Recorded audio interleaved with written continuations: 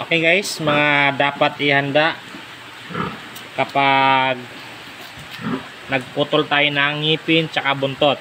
So ito guys, may alamaisin, mayroon ding tripulac. So ito, i-explain ko lang sa inyo mamaya kung saan ito gagamitin. So ito hindi pwede, ito kasi ay sample ko lang kapag hindi marunong mag-inject. So ito pwede, pinapump lang po ito. Pinapump lang yan, ganyan. Isang pump lang, okay na po yun. So ulitin lang after 4 hours. So dalawang beses lang, okay na po yun. So ito po ay prevention. Kasi pag nagputol tayo ng ngipin,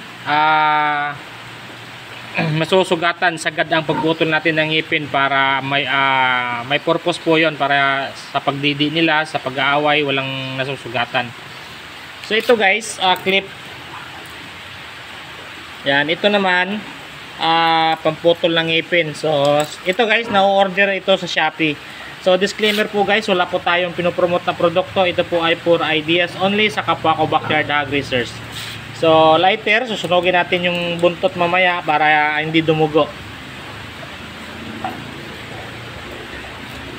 So sample lang yan guys, dahil magpuputol tayo ng ngipin tsaka buntot.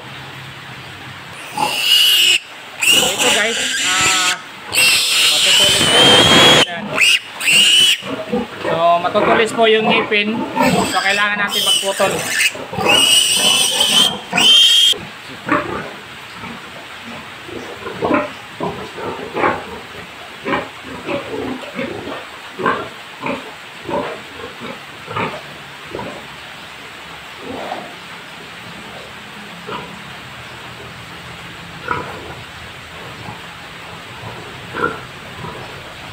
So kapag mga biik lang po, 0.2 yung ibibigay natin bawat biik. So once lang po tayo mag-inject.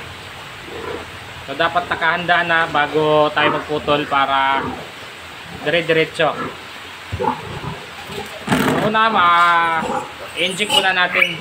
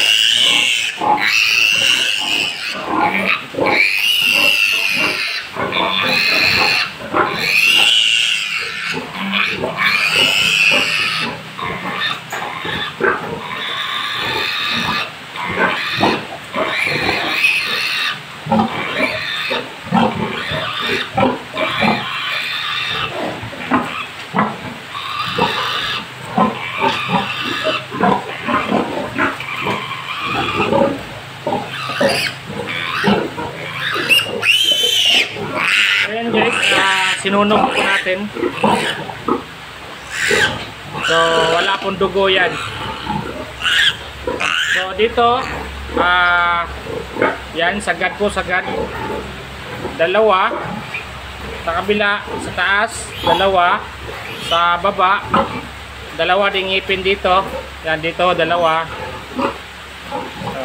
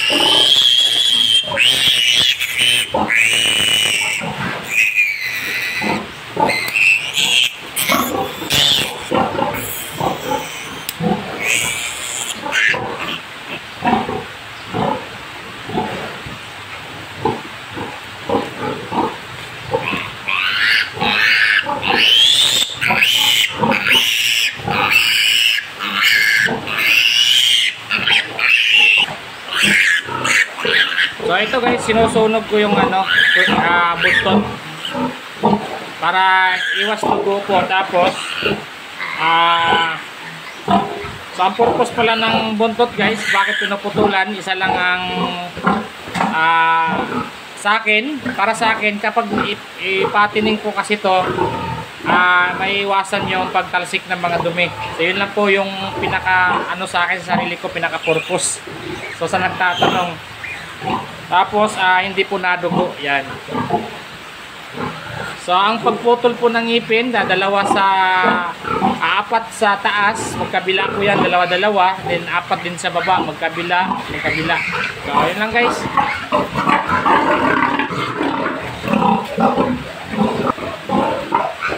Okay guys, ito po ang kailangan natin para magputol tayo ng ngipin. Ito ay pangipin. Yan, automatic po siya, nalalak. Pag ginaganyan, automatic naglalak.